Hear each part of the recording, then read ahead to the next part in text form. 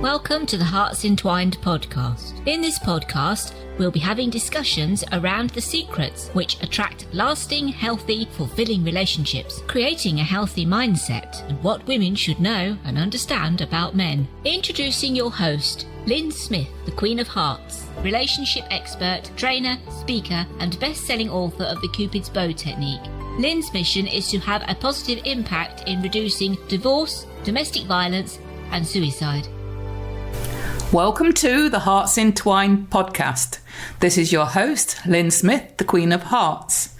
And today, listeners, I've got a lovely guest. Her name is Stephanie McPhail, and she's from New York. So welcome, Stephanie.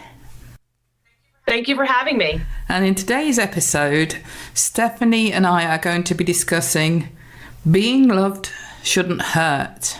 But before we get into the subject, Stephanie, what I'd really love is for you to share a bit about yourself and your own journey, and certainly how you come to be doing what you're doing and why you're doing it right now. Sure. Well, thank you so much for having me. I really appreciate it. It's an interesting time right now in the world where we're all connecting in such a profound way. And so it's very exciting, especially with the work that I do. So my expertise is that I'm the expert in helping brilliant women date up. And the reason why I got that expertise is because I was really good at terrible relationships. I spent 15 plus years going from one toxic relationship to another one. And my first marriage, actually on our wedding day, or wedding night, I should say, I got water on the floor, on the ground in the bathroom. And he proceeded to curse me out and chase me around the honeymoon suite for the next 3 hours while I was naked and threatening my life, until finally he threw me on the 4-post bed and started strangling me. And I remember thinking to myself, this is the man that I chose to marry, and he's going to kill me on what's supposed to be the most important day of my life. And I stopped being able to struggle, and I felt myself my limbs get heavy and weak. And luckily he realized what he was doing, and he got off of me and looked very sad. And I curled up in a ball and just rocked myself. And of course, if it was ending there, I knew at that point that I should not continue the relationship, because I said to him even then, I said, how can we continue after you did this on our wedding? And he said, I promise things will change. I'll never do that again. If it doesn't get better, then you can leave and I won't do anything to try to push back. And so it took about 3 months for him to start the physical abuse again. So for the next 5 years, I was strangled again. I was spit on. I'd be woken up in the middle of the night, have things thrown at me. He would leave me places. Being cursed at was regularly, pretty much every day. I was being called horrible names. And then in between there, I would get the silent treatment for 2 or 3 weeks if he didn't like something that I said or did.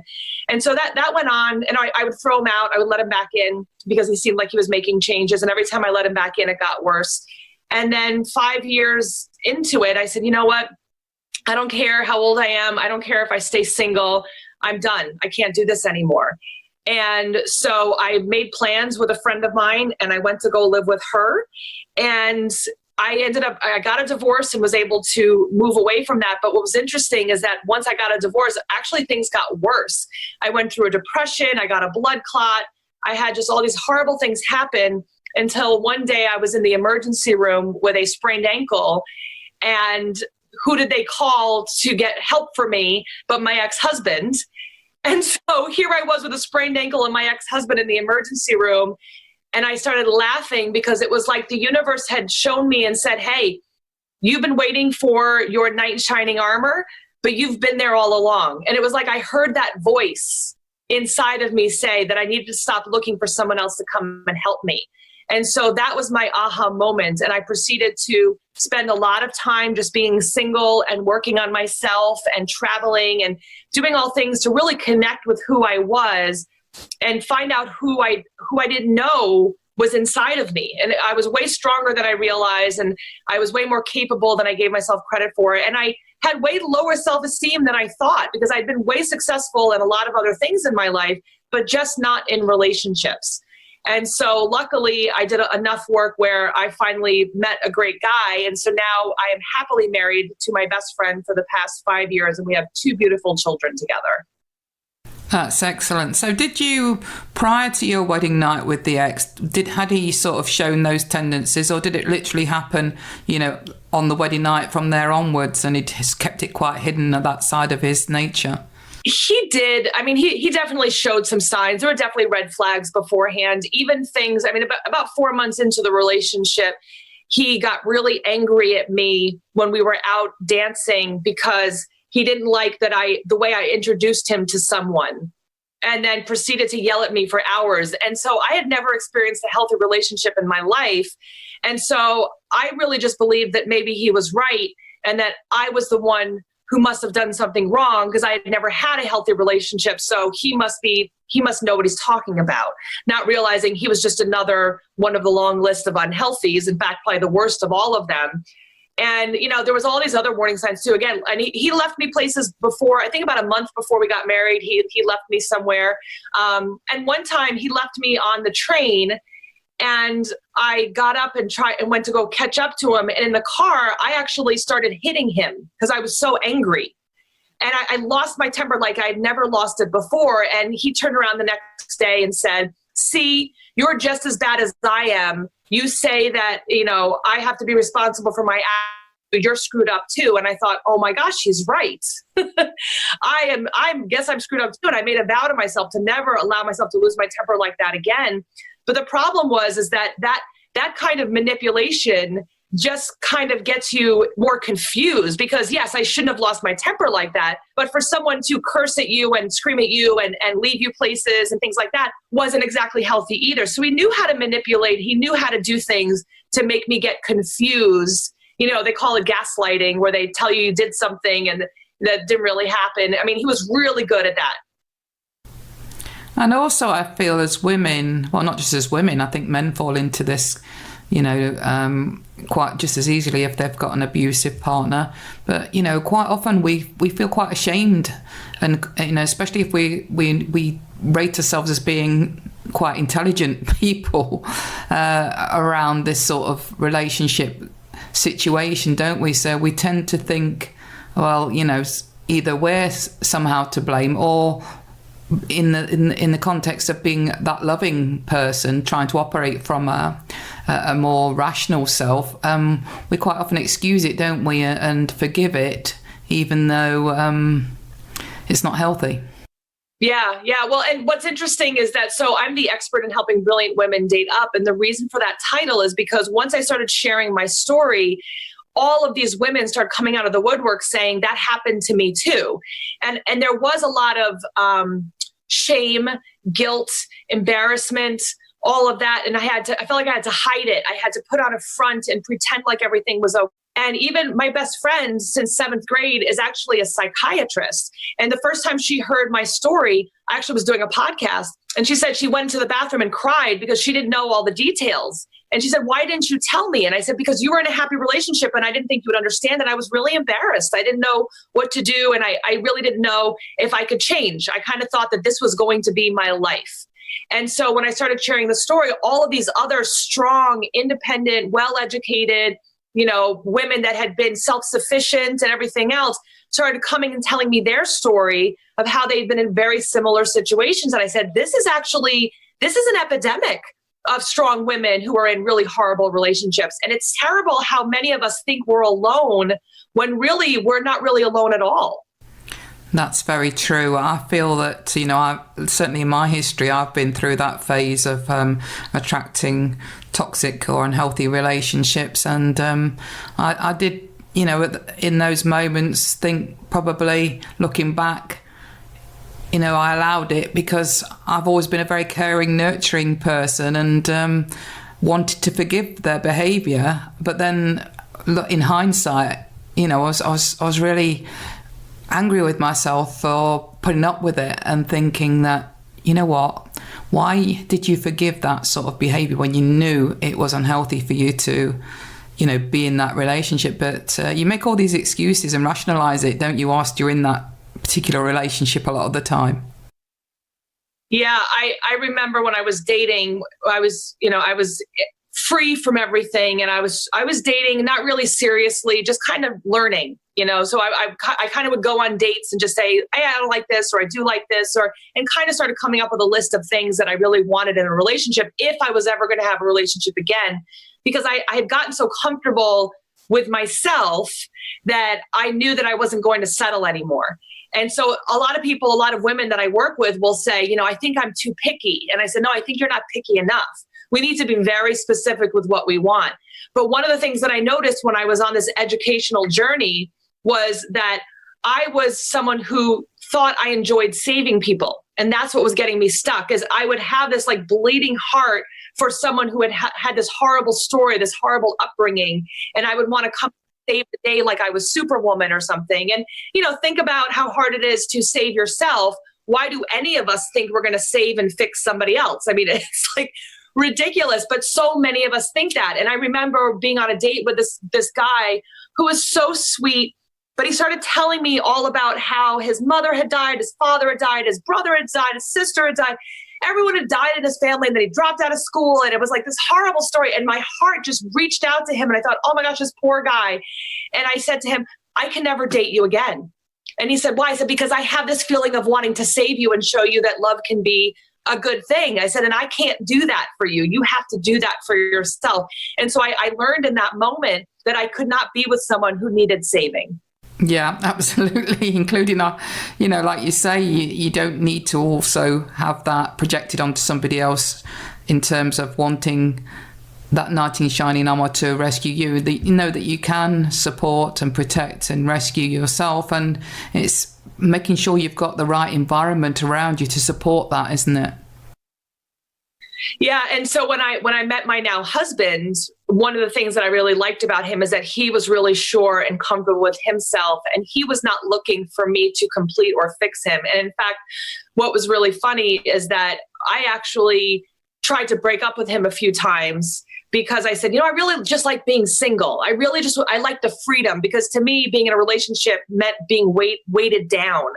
So I kept thinking even though this guy seems great, he's going to turn around and turn into something else, and he's going to weight me down and not let me do me. And I don't want that to happen again. So I kind of kept him at an arm's length. And, he said, listen, I don't want to be with anybody else, but if you want to keep dating, you can keep dating. I'm not going to stop you. I'm not going to tell you what to do, but know that you're the person I want to be with. And if you never want to be with me, please tell me that, so that I don't sit around waiting for nothing. He said, but I just want you to know that I'm here. And it was one of those things where had he pushed me and tried to force me to be in a relationship, I would have left. I would have gone running for the hills, but he allowed me to just be me. And even now, I'll just say to him like, oh, I'm traveling to, and I'll, pick a place, and he either can come or can't come, but he's not going to stop me from doing that. And that was huge, because I remember my first marriage, we didn't travel for 5 years. And I loved traveling. My mom is from France. My grandfather was Dutch. We used to travel all over the place all the time. So I definitely was missing that, but I was putting that to the side, my wants and needs, because someone who was not whole needed me to be there and take care of him. But a whole person is not going to take away who you are. They're going to just add to your experience of life. Absolutely. I like to call it, make sure you are the best cake you can be, and then you'll attract the partner that's the best cake he can be, and that'll be just the cherry on top. Exactly. There's no need to lean on each other. That creates dysfunctional codependency. It's about being comfortable and complete with who you are, and likewise for him, and that being the cherry, as I say, on the top of the two cakes. Exactly. And there's, one of the things that I love about my relationship now is that there's not an economy of you did this, so I do this. We just do for each other without expecting anything in return, but there's no this neediness or taking without reciprocity. And I think that is one of the things. I think a lot of people have this kind of like barter system in their head. They're like, well, I did this, this, and this, so they should do this, this, and this. But they don't even communicate their needs to their partner. And it's really important to be very communicative, really say what you mean, ask for what you want. And if you notice things are going wrong, talk about it.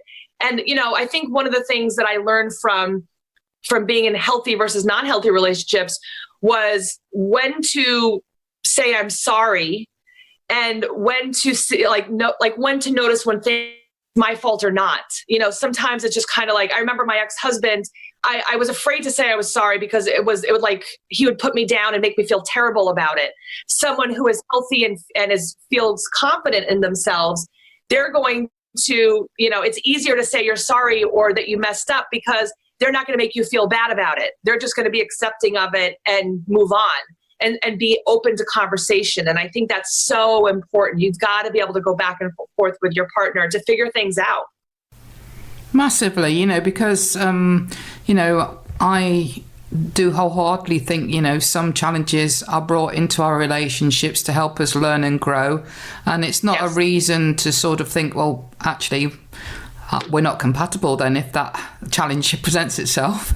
It's the opposite, it's embracing that challenge and learning from it and knowing that even if you don't share the same opinion, that you can embrace the differences and the different perspectives of it.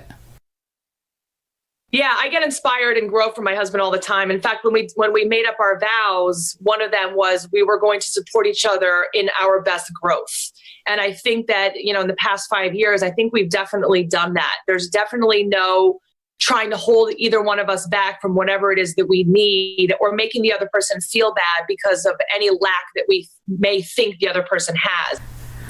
Okay, so if you then have a client who is obviously a good match for your experience and skill sets and they're in this unhealthy relationship, do you always advise a strategy for them to escape that relationship, or have you got strategies for different behaviors that might enable that relationship to turn itself around? What's your advice around this sort of thing? So if there is any kind of physical violence, if there is being cursed at, things like that, that is definitely not allow. And I would hope that the person would leave. But no matter what, it's not going to be my job to tell the person what they should do. Everyone's got to come to that decision on their own.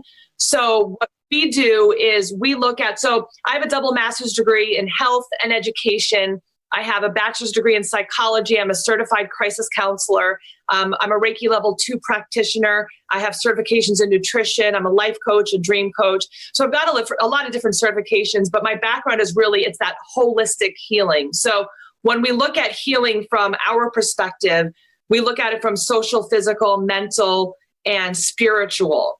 So the idea is not to focus on anybody else but yourself. And what happens a lot of times is we lose sight of who we are as a whole human being. And when one side doesn't work properly, then the other sides are not working properly. So when we work with clients, I really look at, what are your eating patterns? Are you exercising? Are you getting enough sleep? Do you have people that you can talk to, that you hang out with? What are your interests or your hobbies? Let's talk about some trauma. Let's talk about your early experiences. The spiritual side, my husband is actually a Reiki master teacher, and he does something called Psych-K, which is a high-speed mindset change. So he helps change subconscious beliefs. So between the two of us, we can really get the change from different angles. And just like when you're exercising, you want to work that muscle from different angles to watch it grow. It's the same thing when it comes to healing. If we just work on the emotional part, it's not going to be long-term. We need to get deep down, peel back the layers, figure out how to reconstruct it. I basically call it setting the reset button on your life.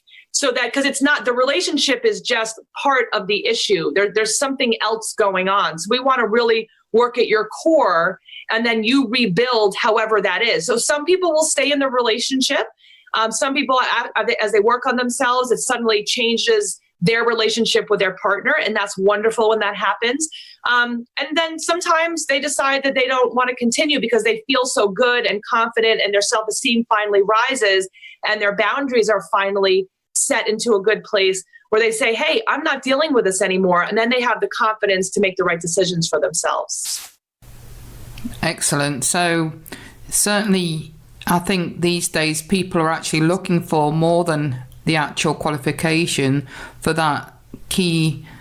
This person knows and empathizes with what my situation is because they've actually experienced it for themselves. And I think that experiential learning, adds a lot of weight to our expertise rather than just a qualification, because the theory is definitely different to the practice, isn't it?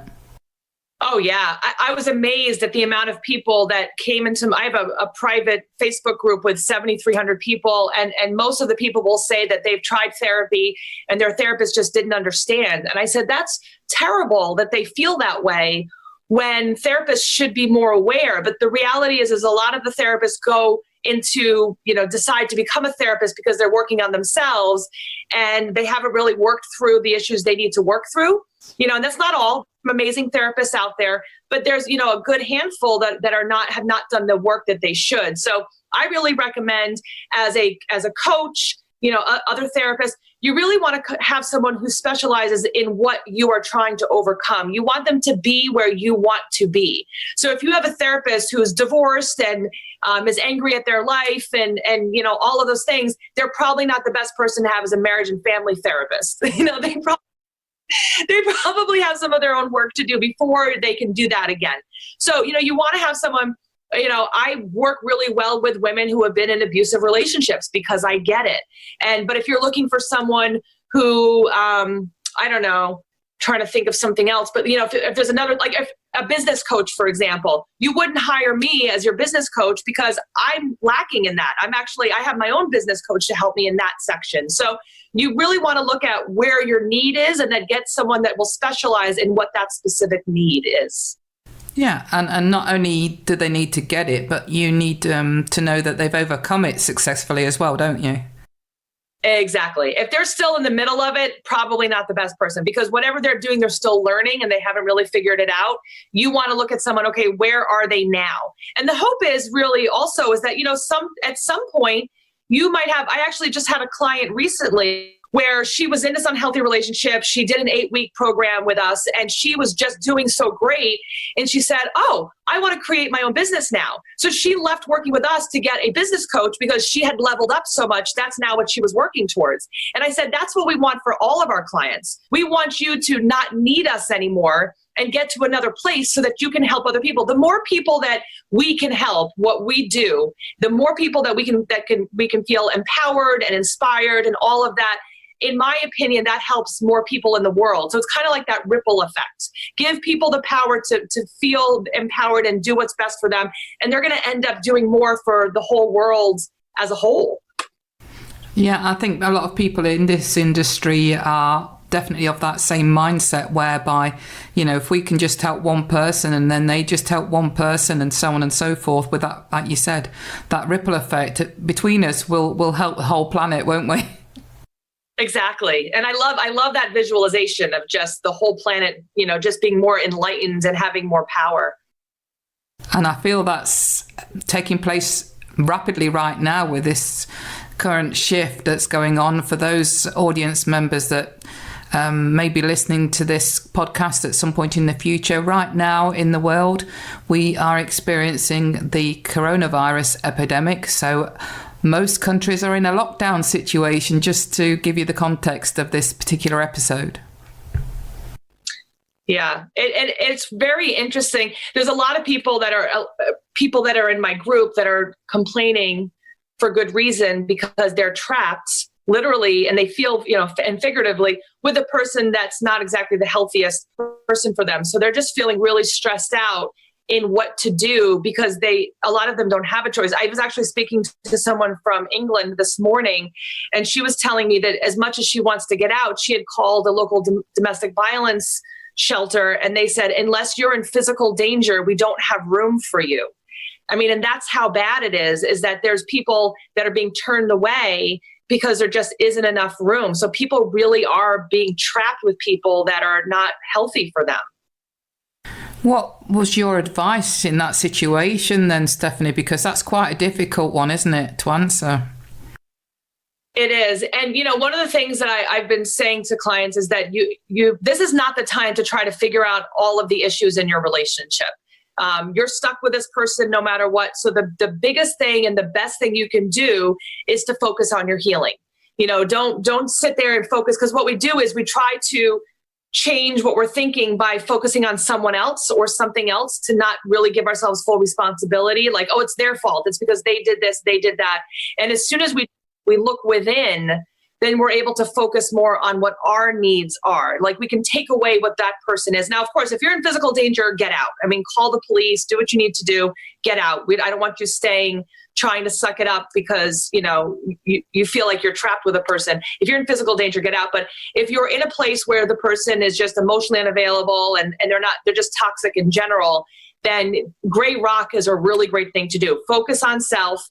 Go gray rock. And when I say gray rock, that means don't react to them. They're going to try to push your buttons. If you're dealing with a narcissist, someone with borderline personality disorder, a bunch of different psychiatric issues, you getting into it is just what they're looking for. They're looking for attention. They're looking for you to get upset so they can turn it around on you. So, they really want to, if you don't give that to them, they're going to stop pushing as much. So at first they might increase it, but then if you keep going gray rock, they're going to be like, oh, she's not playing the game anymore. And then it actually makes it a little bit easier. So really the biggest thing I think that you should focus on is yourself. So this is the time to, get yourself a coach, read the self-help books, watch all the videos, and just do the things for you that you enjoy that are right for you. Okay, so when you say grey rock, if somebody's, like you say, continuing in or trying to push your buttons and they, like you say, it could get worse before it gets better, what would you say is the best instant response in that moment from a mindset or behavior point of view? Just walk away. Or you can even just say something to the effect of, I'm not getting into this with you right now, or I don't want to fight with you. Or you can even just, what a really great way of getting someone to calm down is to just kind of repeat back, say whatever thing to you, and you say, it sounds like you're really angry about this right now, and whatever it is that they're saying. Or, if you can just go back and repeat what they say in a different way to show that you're listening, but you're not adding any fuel to the fire. But, whatever you can give them that feels defensive, that's like, the bully is picking on someone that they feel is someone that can be picked on. So as soon as we get defensive and get upset, they feel like they won. So you want to just not get sucked into it and say, oh, it sounds like you're really angry right now. I'm going to go in the other room and just leave. And you don't have to fight with them. Excellent advice. Well, thank you very much, Stephanie. Unfortunately, time has managed to run away with us on this particular episode. So for those listeners that would love to engage with you or contact you, what would be your best contact address? The best way to get in contact with me is to go to our website, which is www.beinglovedshouldn'thurt.com. You can make an appointment with me there. You can also check out my book, Being Loved Shouldn't Hurt. I also just came out with a workbook to be able to, so people can actually do that on their own time. And if you go there, you can also see our Facebook group and our Instagram, which is Being Loved Shouldn't Hurt. And then we have a private group, a little bit of a different name. It's called Codependency, Healing, and Creating Healthy Relationships. And that is our private Facebook group with 73, probably almost 7,400 people in there. If you're just coming and looking for some more support and some education, you can go there. And of course, you can go to our YouTube channel, Being Loved Shouldn't Hurt, and get some great resources there as well. Brilliant. Well, I'll make sure all that contact information plus any other bits and bobs you want to add to it, Stephanie, is put in our show notes for our audience members to access, as always, and also a little bit about Stephanie herself and a bit of bio, so you can get to know her a little bit more within the show notes too. So thank you very much, Stephanie, for your wise words of wisdom that you've shared throughout this episode. I've been really inspired and very grateful for what you've shared. Thank you so much. It was great sharing my story. And if I can be of service to anyone, don't hesitate to reach out. This is the time for us to come together and not pull apart. Absolutely. Any audience members that can resonate, you're not on your own. You know that, you've always got support within this particular environment. And there's so many women that can resonate that have been through what you've been through and have overcome it. So that just leaves me to say that true love starts with opening your heart. And until next time, goodbye for now. Thanks for listening to the Hearts Entwined podcast. You can follow Lyn via the Facebook group Two Hearts Entwined, or search Lyn Smith, inspirational speaker at LinkedIn, or email lyn@hearts-entwined.com. That's LYN@hearts-entwined.com. Remember, true love starts with opening our hearts.